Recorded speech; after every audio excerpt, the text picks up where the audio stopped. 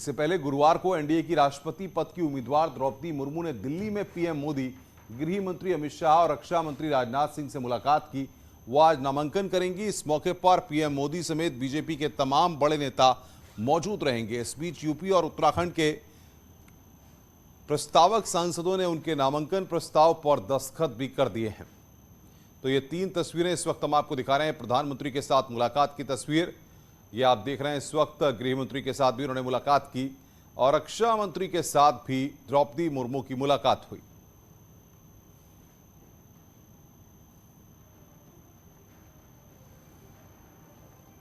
तो आज राष्ट्रपति पद के लिए द्रौपदी मुर्मू पर्चा भरेंगी।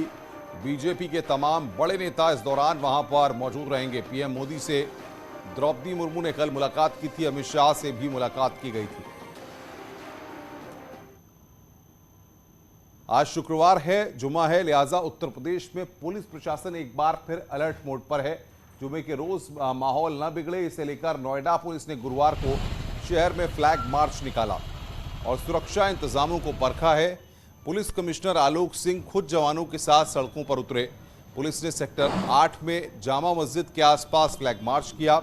इसके अलावा शहर में संदिग्ध जगहों पर ड्रोन से भी निगरानी रखी जा रही है। साथ ही सोशल मीडिया पर भी पुलिस की पैनी नजर है। पुलिस ने साफ किया है कि किसी भी तरह की अफवाह फैलाने वालों पर कड़ी कार्रवाई की जाएगी।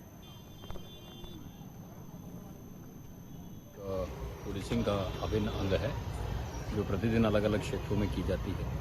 इससे लोगों के साथ संवाद बनाया जाता है, वहाँ की जो ग्राउंड रियलिटी है, वस्तुस्थिति है, उसको समझा जाता है और साथ ही साथ जो एरिया डोमिनेशन है वो किया जाता है।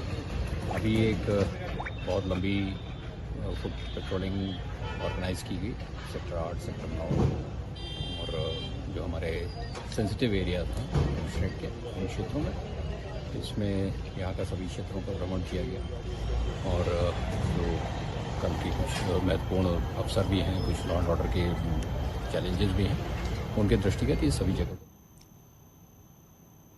वहीं जुमे की नमाज से पहले उन्नाव में भी पुलिस अफसरों ने फ्लैग मार्च किया है। लखनऊ रेंज की आईजी की मौजूदगी में जिले के बड़े अफसर और जवानों ने शहर में कई इलाकों में पैदल मार्च के जरिए लोगों को पुख्ता सुरक्षा का संदेश देने की कोशिश की।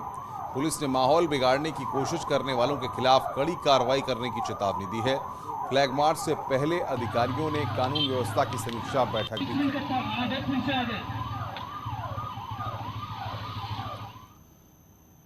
उत्तर प्रदेश में जुमे की नमाज से पहले शहर सुरक्षा के पुख्ता इंतजाम कर लिए गए हैं। 3 अलग अलग जगह की तस्वीरें अभी हम आपको टेलीविजन स्क्रीन पर दिखाएंगे।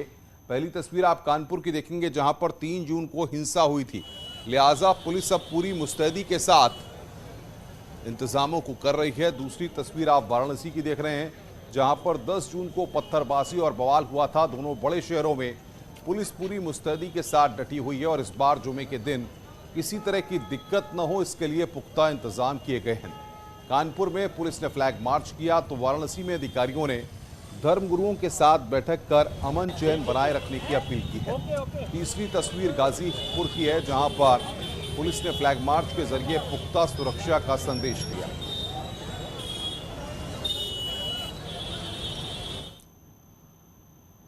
प्रदेश में 1 जुलाई से संचारी रोग अभियान की शुरुआत की जाएगी, जिसको लेकर मुख्यमंत्री योगी आदित्यनाथ ने गुरुवार को एक उच्च स्तरीय बैठक की।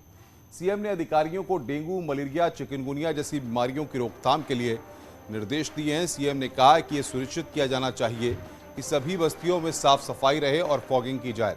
इसके अलावा हाई रिस्क क्षेत्रों को चिन्हित किया जाए। मुख्यमंत्री ने आशा वर्कर्स, आंगनबाड़ी वर्कर्स और ग्राम प्रधानों को भी प्रशिक्षण देने के निर्देश दिए। इंसेफ्लाइटिस से संवेदनशील जो जनपद हैं, वहां पे बच्चों को केवल ये बताया जा सके कि शाम के समय घर के बाहर खेलते हुए फुल बाह की शर्ट पहन करके बच्चे खेले। बच्चों और अभिभावकों के साथ विद्यालय संवाद बना लें। स्वच्छता के लिए प्रभात फेरी निकालने की कार्रवाई हो जाए। बढ़ते हैं आगे। एक बार फिर कोरोना वायरस का संक्रमण लोगों को डराने लगा है। राजधानी दिल्ली और उससे सटे इलाकों में संक्रमण तेजी के साथ बढ़ रहा है। कोरोना संक्रमण की बढ़ती रफ्तार ने लोगों के मन में चौथी लहर का डर सताने लगा है। हालांकि चौथी लहर आएगी या संक्रमण की रफ्तार थमेगी, इस बारे में अभी आधिकारिक रूप से कुछ कहा नहीं गया है। पिछले 24 घंटे में पूरे देश में 13,313 नए केस मिले हैं। इस दौरान 38 लोगों की मौत हुई है। देश में सक्रिय मामलों की संख्या बढ़कर 83,990 हो गई है। स्वास्थ्य मंत्रालय ने कोरोना संक्रमण की दर 2% बताई है, जो कि चिंता की बात है।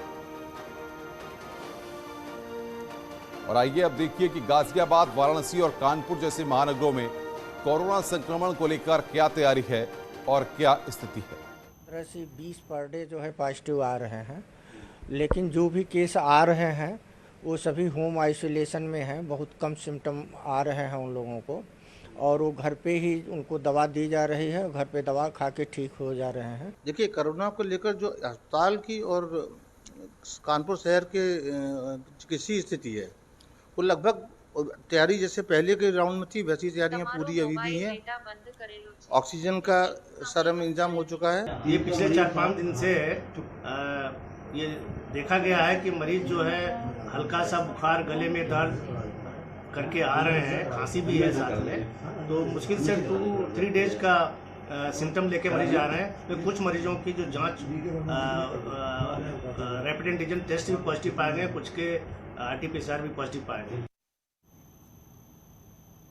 आजमगढ़ और रामपुर लोकसभा सीट पर मतदान हो चुका है। जनता का क्या फैसला है ईवीएम में कैद हो गया है, लेकिन दोनों ही सीटों पर कम मतदान ने कई सवाल खड़े कर दिए हैं। रामपुर में आजम खान ने आरोप लगाया कि प्रशासन ने मतदाताओं को वोट करने नहीं दिया, तो वहीं एसपी और बीजेपी दोनों ही अब अपनी जीत का दावा कर रहे हैं।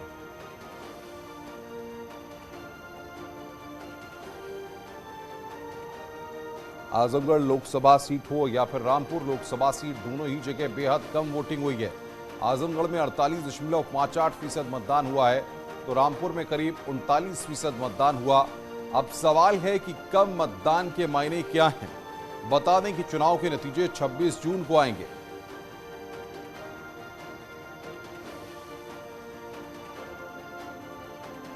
इधर मतदान के बाद आजम खान ने प्रशासन पर गंभीर आरोप लगाया। आजम खान ने प्रशासन ने लोगों को वोटिंग से रोका, जिसके कारण वोटिंग परसेंटेज कम रहा है। शिकायत हो रही है कि रामपुर में भेदभाव किया जा रहा है। आपने कहां देखा भेदभाव किया जा रहा है, ऐसा क्यों लग रहा है आपको? आपने क्या देखा? आप यहाँ किस लिए भेजे गए? इसलिए कि आप यहाँ का सच तलाश करें। बहुत से एक आध चैनल्स ने दिखाया भी है यहाँ का सच। खाली बूथ दिखाए हैं, सारा दिन बूथ खाली पड़े रहे हैं। ये सदी बूथ खाली है, तो आपने क्या देखा? आपने नहीं देखा मोहल्ले के नाकों पर कितनी पुलिस लगी हुई है, और वोटर्स को गली से पार पोलिंग स्टेशन तक आने ही नहीं दे रही है।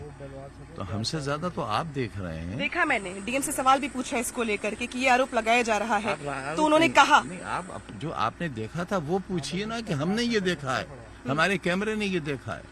उनकी ओर से कहा गया कि ये सारे आरोप निराधार हैं, हमें हमारी ओर से कहीं रोका नहीं जा रहा है, सबूत ला के दीजिए, तथ्यों पे बात करिए, तुम कार्रवाई करेंगे। तो आप उनकी बात कहेंगे या लोकतंत्र की जनता की बात कहेंगे? आपके पास जो रिपोर्ट आई है वो कहाँ किस किस इलाके की रिपोर्ट आई है? हमारे पास पूरे रामपुर शहर की है, स्वार की है, टांडा की है, धड़ियाल की है। यहाँ बहुत ज्यादा सैफनी है, शाहबाद में एक क्षेत्र, केमरी है एक इलाका। जो मुस्लिम बाहुल्य क्षेत्र है ये वहीं हुआ है।